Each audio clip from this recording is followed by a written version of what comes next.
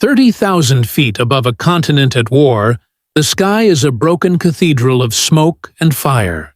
Frost clings to the glass nose of the B-24 Liberator Tulsa American as it staggers through a maelstrom of flak bursts. The crew can't hear the engines properly anymore. Only the pulsing vibrations through metal and bone. Tracer rounds tear past like molten threads. One engine trails a ribbon of oil. Another coughs black smoke. Oxygen masks hang crookedly. The intercom crackles with half-heard prayers and profanity.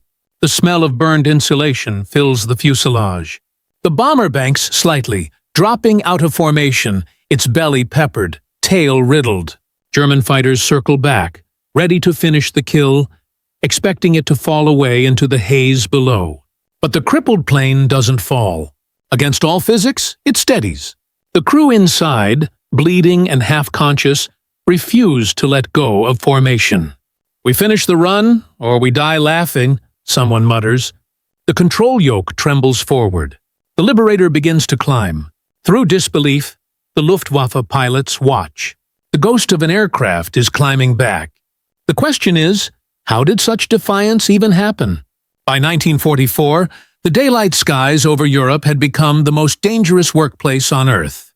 The United States 8th Air Force, flying from sprawling English bases carved into farmland, sent hundreds of heavy bombers each morning toward the heart of Nazi Germany. Their purpose was clear: erase the Third Reich's ability to wage mechanized war. Its oil refineries, aircraft plants, rail lines, and armament factories. Each mission was a colossal machine of coordination. Air crews rose before dawn, strapped on heated suits, and clambered into monstrous bombers like the consolidated B-24. B-24 Liberator, 4 engines, a 110-foot wingspan, and a capacity for nearly 5,000 pounds of ordnance. These aircraft formed in disciplined boxes, each relying on the intersecting arcs of defensive gunfire from their neighbors. Alone, a bomber was meat for Messerschmitts. In a formation, it became a moving fortress. Escorts of long-range P-51 Mustangs and P-47 Thunderbolts protected them, but not for the entire journey. Once the fighters turned back to refuel, bomber crews faced the Luftwaffe on their own. At altitude, temperatures could drop to -40 degrees. Touching bare metal could tear skin from fingers. Unpressurized cabins left men dependent on oxygen masks, while bursts of shrapnel could shred them in an instant. Every mission carried arithmetic few dared dwell on. In 1943, a B-24 crewman's odds of surviving 25 missions were less than 20%. Even by early 1944, attrition was still brutal. But morale, somehow, remained. Crews coped through dark humor and ritual superstition. They named their planes Joker's Wild, Flak Magnet, Luck of the Irish. And in the middle of it all, the bomber's complex engineering offered both salvation and trap. The B-24 was faster and carried a heavier payload than the B-17, yet its long, thin wings and fragile control cables made it difficult to handle once damaged. Pilots knew, when flak sheared away part of the tail or knocked out an engine, the aircraft could become unmanageable in seconds. Still, morning after morning, they went, fueled by duty, habit, and a stubborn refusal to yield. It was on one such mission, deep into enemy territory, that fate selected one Liberator for an ordeal almost beyond belief. The date was early in 1944, one of dozens of massive raids sent deep into Germany's industrial spine. On this particular morning, the 8th Air Force's B-24 Corps. The 4 groups were headed toward the Ruhr, the region the men grimly nicknamed Flak Alley. The target: oil refineries and assembly plants feeding Hitler's war machine. From the start, the mission felt cursed. Over the English coast, the formation already faced crosswinds that scattered squadrons across wide gaps. Those holes the Luftwaffe always hunted for. Clouds rolled across the North Sea, forcing the bombers to climb to extreme altitudes. Frost formed on gun barrels. Intercoms buzzed with static. Spotters aboard the bombers soon called out the inevitable. Bandits! 11 o'clock high. Jagdgeschwader 26. Elite local defenders flying FW-190s and Me-109s dived through the contrails with surgical precision. The German tactic was mercilessly efficient. Frontal attacks that exploited the bomber's weakest spot, the cockpit cluster of glass and aluminum. Split-second passes sprayed cannon fire through fuselages before formation gunners could react.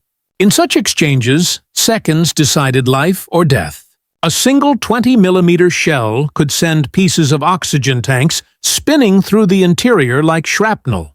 Fire extinguishers froze solid. Men vanished through breaches in the hull. And yet the order from each lead ship's radio remained steady. Hold formation. Keep altitude. Deliver the bombs. One Liberator in the middle of the 445th bomb group found itself taking the brunt. A flak burst hit under the right wing root, killing power to one engine instantly. Another engine lost oil pressure within minutes. The forward section was peppered. The nose gunner slumped bleeding, half-conscious. The pilot and co-pilot wrestled the controls as the aircraft began to drop. Common sense would have dictated turning back. Dropping from formation meant near-certain destruction, but limping alone through enemy territory seemed ordinary suicide. Still, the crew chose neither retreat nor surrender. They kept the bomber on course, even as the formation drifted ahead. German observers below watched one of the Liberators, smoke trailing, wings lopsided, falling behind, and assumed it doomed. Yet the sky that morning would witness something so improbable that pilots on both sides would talk about it for decades after. The stage was set for the miracle climb. Inside any B-24, there was no glamour of heroics, only cramped endurance. Every man aboard fought his own private war.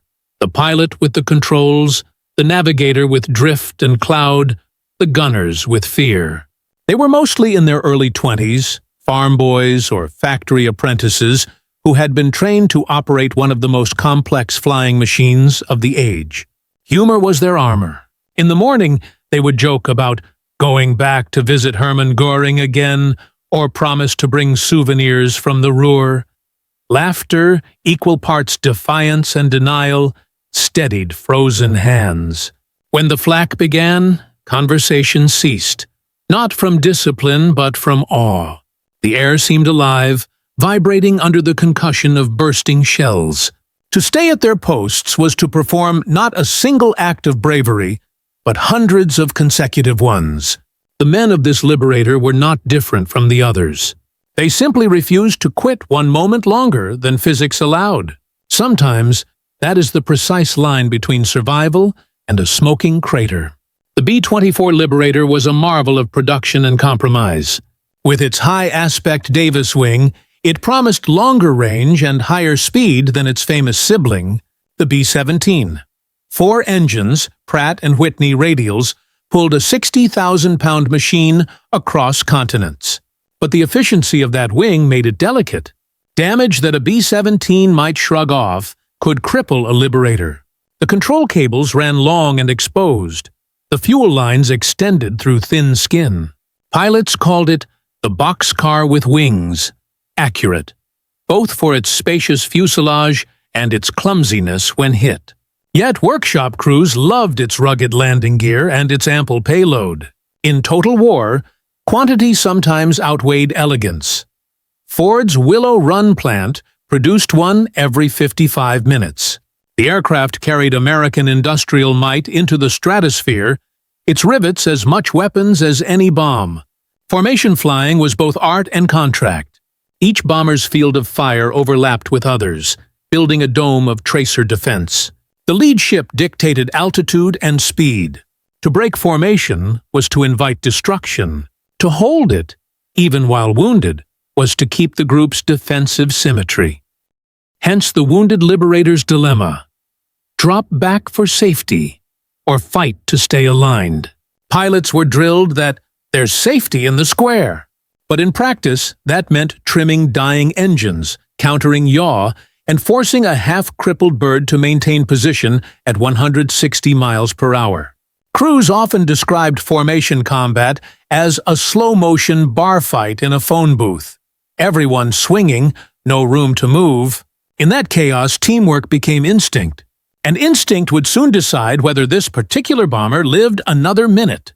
Though steel and strategy define the machinery of war, another perspective shaped this story just as strongly.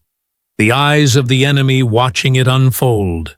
German fighter pilots were professionals, acutely trained in mathematics of pursuit, vectors, closure rates, ammunition counts. By 1944, however, they also faced fatigue and rationed fuel. Many flew 3-4 sorties in a day. When they spotted a Liberator trailing smoke, they expected an easy kill. Their doctrine was clear. Hit hard from the front, avoid the defensive crossfire, and roll out before the bomber's turrets could converge. But when the attack peeled away and the damaged American didn't go down, something in the rhythm changed. Eyewitnesses later described seeing a Liberator, one prop feathered, tail riddled, still dragging itself upward back toward formation. German pilots circled, uncertain. Was it a trap? A decoy for escort fighters? They radioed one another disbelief. Chivalry, long corroded by total war, flickered again in that moment. Some broke off rather than expend rounds on an aircraft already half dead, yet still defiant. Combat reports recorded the phrase, "kinda logic, no logic." The crippled plane rewrote the arithmetic of survival in real time. Within that frost-bitten cockpit sat two men tied to end in Chaua single control column, the pilot and co-pilot. Leadership in the air was physical, not rhetorical. The pilot's job was to haul a ton of unresponsive steel back into symmetry. The co-pilot's to read every tremor of structure through fingertips. Over the intercom, oxygen masks muffled words, yet orders still came. Trim 2 degrees left. Feather number 3. Hold this altitude. Below them, the bombardier cranked his sighting mechanism manually, determined that they would reach the target. Their sense of duty bled naturally into stubbornness. No medals or reputations were in their minds, only completion of task. In that cockpit, leadership was measured not by voice, but by the steadiness of hands on ice-cold throttles. To watch men fight an unwinnable contest and keep fighting is to glimpse the strange moral gravity of war. The bomber crew didn't believe they were immortal. They laughed because everything else was out of control. Their vow to finish it or die laughing embodied the paradox of courage and fatalism that threads through air combat stories. Historians later called such behavior irrational heroism. Yet, perhaps it was logic in another language, the logic of comrades for whom life was already borrowed.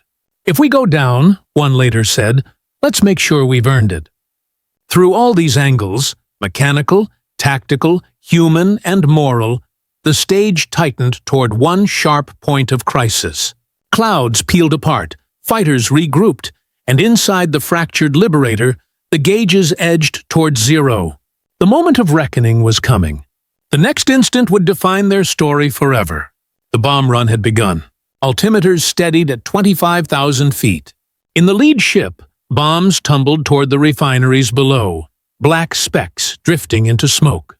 The damaged Liberator fought to stay aligned behind them, its crew stitched into routine despite shattered instruments. The bombardier adjusted his Norden sight manually, shouting bearings no one could quite hear. Then came the second wave of fighters. A half-dozen Focke-Wulfs descended like hawks, cannon bursts glowing orange in the blue. The first shells smashed through the fuselage from nose to tail. One explosive round struck the radio compartment, igniting wiring like a fuse. Another sliced into the nose turret. Fragments whined through the cockpit. The pilot's glove turned red.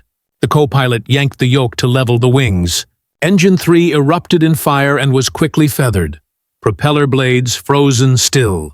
Now the bomber flew on two engines, thrust unequally distributed. Drag from a warped wing pulling it sideways. Inside, the tail gunner saw smoke feeding backward through the fuselage, caught in his oxygen hose. He tore the mask free, gasping cold air. The waist gunners continued to fire, sweeping arcs of 50 caliber tracer through dives of closing fighters. One German plane spiraled past them, trailing smoke, proof that they still bit back. Radio silence broke only with clipped commands. "Keep formation." "We're still on course." Another burst tore into the belly, punching holes through the bomb bay doors. Hydraulic fluid sprayed across the flight deck. The plane lurched sharply. Everything vibrated. For a second, the crew believed the aircraft was splitting in two. Then, miraculously, it held. Sheets of aluminum flapped like broken feathers. The Liberator dropped some 50 yards below formation. Above, other bombers saw it lagging, its frame a mosaic of damage. Crews watching from top turrets thought they were seeing its final seconds. The German fighters, sensing collapse, circled again. In that instant, the pilot made his decision. Not retreat, not surrender. He banked the bomber back toward the formation, compensating by feel for engines gone and wings warped. The control column fought him. The wheels shuddered. Sweat froze on his face. "Hold on," he rasped, barely audible. "We're going back up." And somehow, inch by inch, the crippled plane began to climb. The scene defied arithmetic. The Tulsa American, or what remained of her, nosed upward through torn clouds. Half her control surfaces shredded. One wing sagged under asymmetric lift. Yet she climbed, not gracefully, but with an obstinate crawl, the way a wounded animal drags itself toward shelter. In the cockpit, frost blurred the glass. The oxygen pressure gauge hovered near empty, and every vibration threatened to tear rivets free. The co-pilot leaned in with both hands on the yoke while the engineer worked the throttles manually, merging the last two engines' uneven thrust. Behind them, amid loose shell casings and blood on aluminum, the crew staggered back to their stations. No one spoke. Words were useless above the deafening groan of a dying aircraft finding balance again. For the German fighters circling, the image was surreal. A plane that should have fallen long ago climbing back into the tight American formation. One Oberleutnant later recalled calling off his attack out of sheer disbelief. "It was already dead," he wrote, "and yet it was flying." Above, fellow bomber crews watched through gun turrets as the crippled Liberator rejoined the protective box, sliding once more into its assigned corner. Cheers and headshakes rippled through the intercom chatter. Formation discipline, that cold mechanical principle drilled in endless briefings, now took on the glow of myth. As the bombers turned westward, contrails merged above the retreating clouds. Escort Mustangs, finally within range on the return leg, dove in to disperse the remaining Messerschmitts. The B-24's gunners no longer fired. Their barrels hung empty, smoke coiling from muzzles. They had nothing left except will. From the E front turret to the tail, adrenaline slowly gave way to exhaustion. Blood froze in flight suits. Engineers checked gauges again and again, not believing they still held altitude. The pilot, his left hand numb, kept a grip on the control column until he could see friendly contrails approaching. Over the radio came new orders. Turn for home. Relief didn't show on faces, not yet. The path to England was hundreds of miles through flak-scarred air, but survival had re-entered the realm of possibility.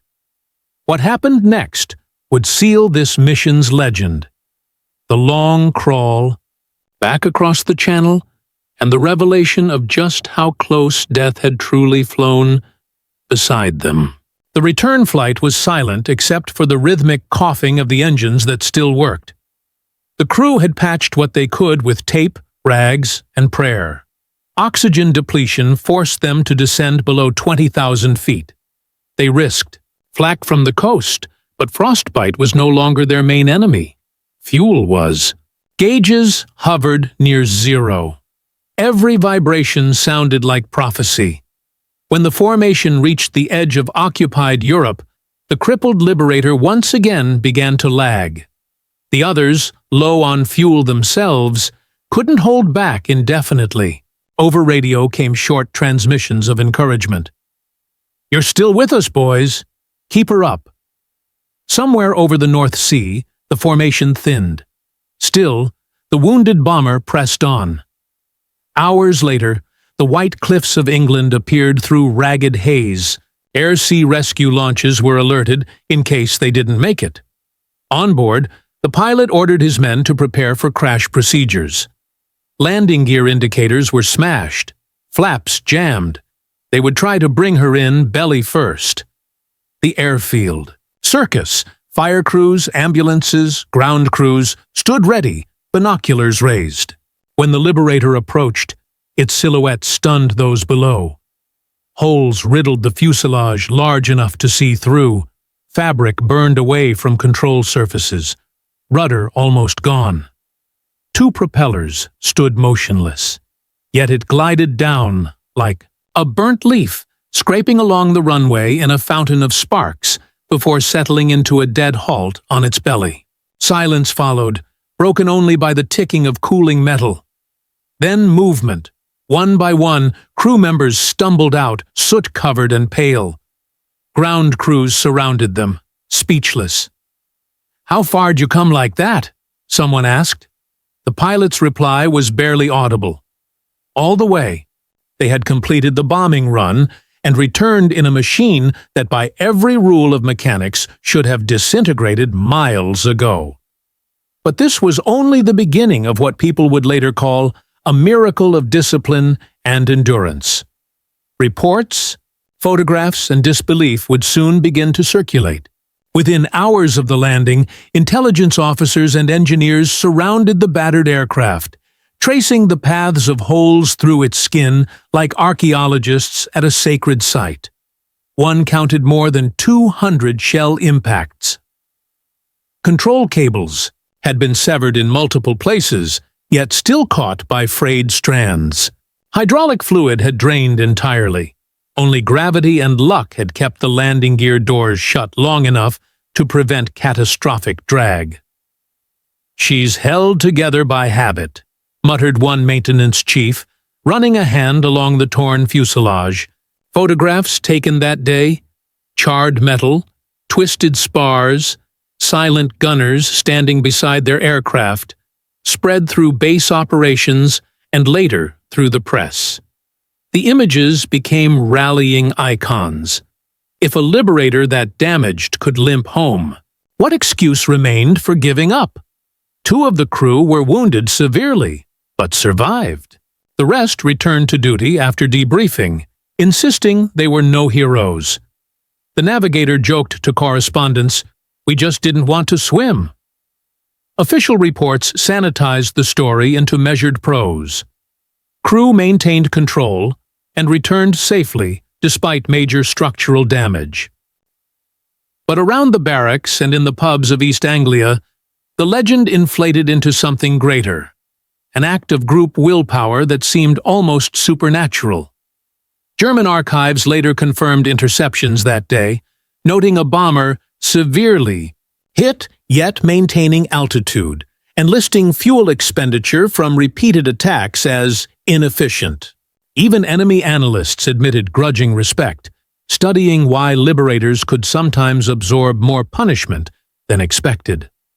Medals were eventually awarded, distinguished flying crosses, commendations for airmanship.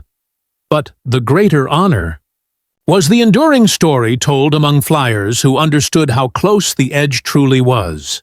Each veteran knew the arithmetic: kill ratios, fuel weights, time to hypoxia. Yet on that mission, the abstract gave way to the visceral, a dozen human beings forcing cold machinery to obey a collective instinct to live. In the weeks that followed, replacement airframes arrived. New missions resumed. The war allowed no pause for marvels. Still, those who had watched that blackened Liberator rise back into formation swore it changed something intangible. For a moment, faith in endurance felt stronger than fear. And from that moment, a quiet reverence settled over the bomber fields of England. History often reduces war to statistics. Sorties, tonnage dropped, percent losses. Yet stories like this survive because numbers alone can't explain the spectacle of endurance written across human faces in frozen cockpits. The crippled liberators. Return wasn't simply a mechanical feat, it was a declaration that resolve can outlast mathematics. When engineers later dissected what kept the aircraft aloft, they found no single miracle, just a series of coincidences and human corrections layered one upon another. A pilot's delicate pressure on half-frozen throttles, an engineer's quick rerouting of fuel, an instinctive trimming of wings at just the right moment. Small decisions, repeated dozens of times, created something that onlookers mistook for divine protection. The Second World War's air campaign was built upon that tension between machine limitation and human will. Every mission forced men to challenge gravity, weather, fire, and probability. This story condenses that struggle into a single image.